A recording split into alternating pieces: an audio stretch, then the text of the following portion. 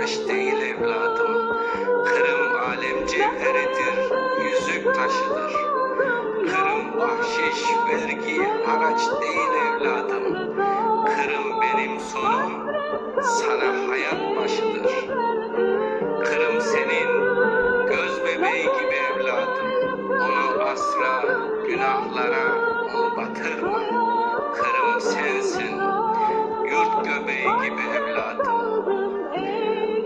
Ona can ver, yat çizmesine bastırma.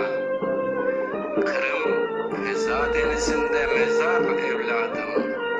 Onun her bir süyeminde yatar ecdadın. Kırım Kur'an, onda canlar, ruhlar evladım. Kırım eren evladım.